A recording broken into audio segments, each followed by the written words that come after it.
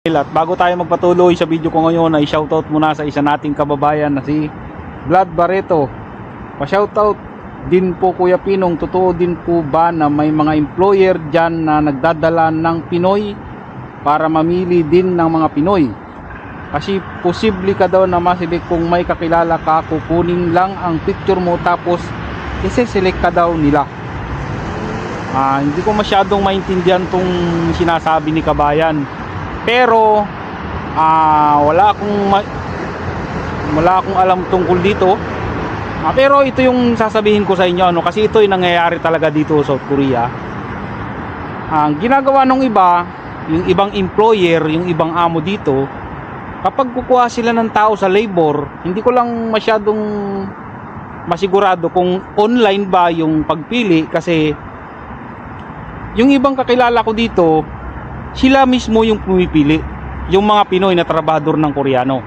Ang ginagawa daw ng amo nila, may ipapakita sa kanila na picture ng mga Pinoy na galing sa labor. Parang humingi ng picture ng pamimilian sa labor yung amo niya, at kapag nakahingi na ng picture sa labor yung amo niya, halimbawa kukuha siya ng isa o dalawa, hihingi yung amo niya ng mga 10 or 5 picture ng mga Pinoy, at yun ay ipapakita sa mga Pinoy na trabahador ng employer. Sila yung papipiliin, ipapakita sa kanila yung mga picture na halimbawa 5 na picture ng Pinoy, at pipili sila kung sino yung gusto nila. Ganun mga kabayan.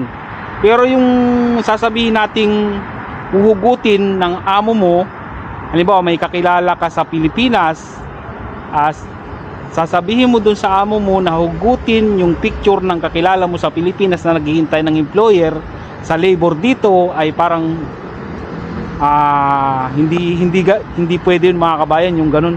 Hindi pwede talaga dito yung hugot-hugot sa labor, o kaya pangalan, sasabihin yung pangalan. Parang hindi pumapayag ang labor dito ng ganun, kasi ang gusto ng labor dito patas ang laban, walang palakasan. Ito, Biyernes ng gabi, at syempre kailangan mag-relax. Pupunta ako ngayon ng grocery. Bala kong magluto ng nilaga or sinigang, pero yung mga rekado naman ng sinigang, kung halimbawa ay nilaga, ay hindi natin makukumpleto yan, hindi katulad sa Pilipinas. Biyernes ng gabi ngayon, bukas ng umaga ay may pasok ako mga kabayan. Nagbigay yung amo namin ng GPS para mag-record sa satellite, kaya may pasok ako bukas. Pero nasa akin naman yun kung anong oras ako papasok bukas. Nakadepende na lang sa akin. Hawak ko ang oras kapag overtime ng Sabado-Linggo. Kahit anong oras ako mag-umpisa, walang problema. Basta ang importante yung mga GPS ay makarecord sa satellite. Ayun, pupunta na ako ngayon ng grocery.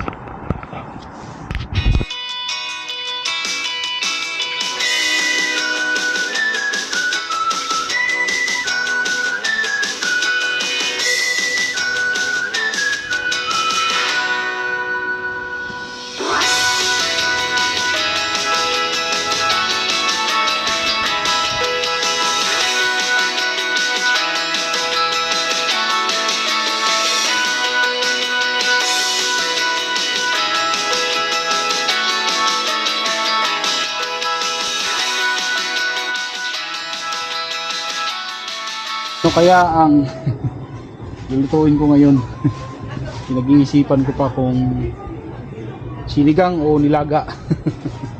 Bahala na.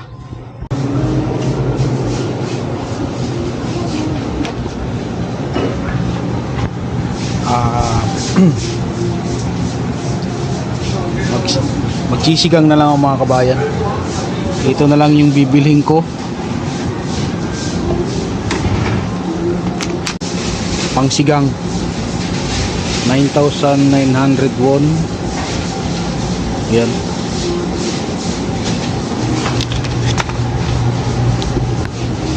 Kasama na rin dyan yung kasama na rin dyan yung pulutan. At bibili ako ng anong maihalo na gulay dyan. Ito yung gulay ihalo natin sa sinigang. Presyo niya ay 1,981. Tapos bibili ako ng talong para maganda-ganda yung luto. Ito yung talong kaji, chal kaji. Ang presyo niya ay 3,981, tatlong piraso. Malalaki naman itong mga kabayan.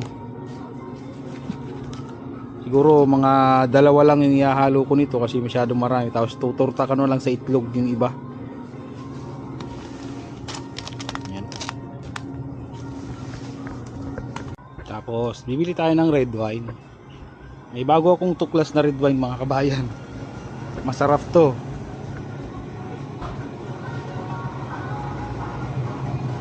Saka ano lang siya, mura lang. Ito mga kabayan, Jinro red wine, Jinro house wine red. Matamis to mga kabayan. Parang lasa din siya ng ano, ng red wine na yung ano, pangalan nito, Carlo Rossi. Dalawa bibiling ko hanggang bukas.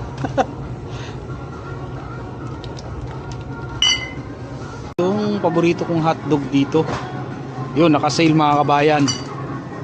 Ito lang yung chichempohan natin kapag naka-sale. Sarap to pang almusal ito. Ayan, dalawang pack pala mga kabayan. Ayan o, 300 plus 300 grams. Naka-sale o. Dating 10,851, ngayon 7,981 na lang. Masarap to pang almusal.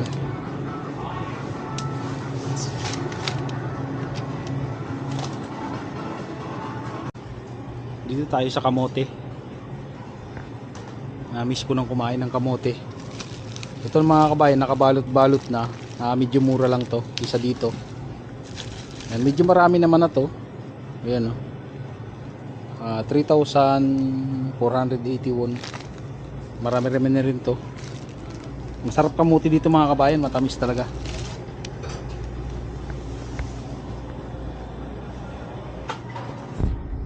Tapos siyempre di ko makakalimutan yung saging kapag mag-grocery.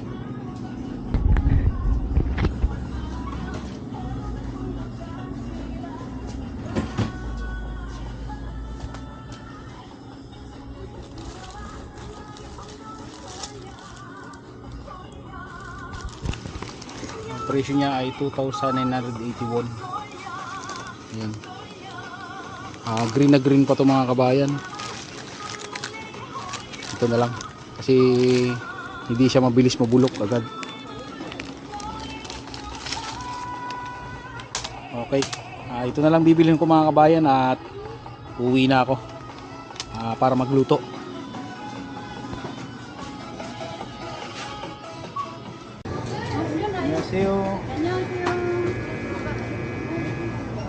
Ito na yung binili ko kanina na pangsigang. Lulutuin ko ngayon.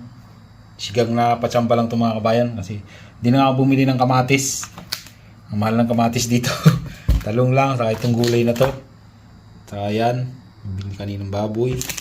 Tapos ito mga kabayan ay galing pa sa Pilipinas to, itong pangsigang na to. Sampalok, gabi. Tapos sibuyas. Tapos betchin. Ayun, kunting asin. At gagayatin ko na. Ito, nagayat ko na ang baboy, sibuyas, talong, gulay. Nagtira ko ng pangprito mga kabayan, piprito ko yan. Kasi masarap ding pulutan kasi medyo manipis yung pagkakahiwa.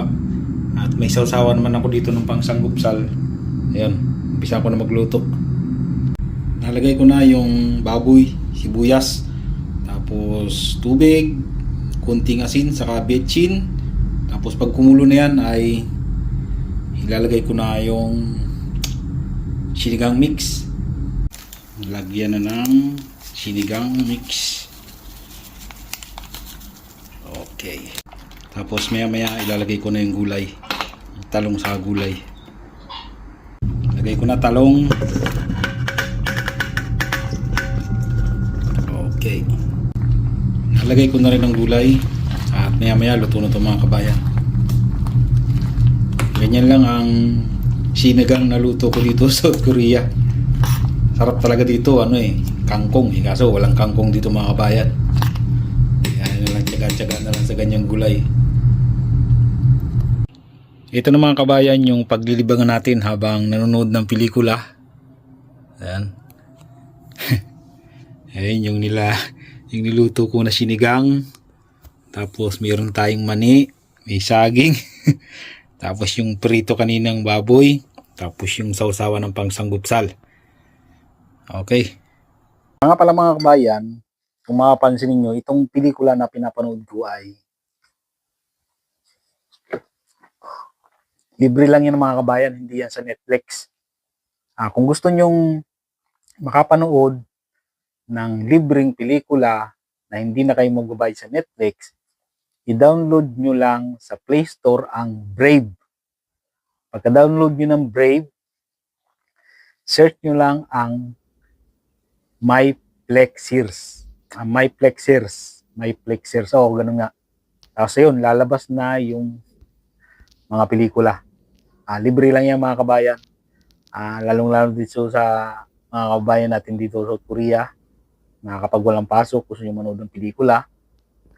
Pero ito, nung nagbakasyon ako sa Pilipinas, nung ginamit ko itong Brave app na to, ay hindi gumagana. Ang gumagana sa Pilipinas ay yung Look. Yung libreng pelikula din. Ang daming mga pelikula dito mga kabayan. Lalo pag yung mga bago, lalabas. Ang bago kong inabangan dito yung Greenland Migration. Maganda yun. Inabangan ko rin.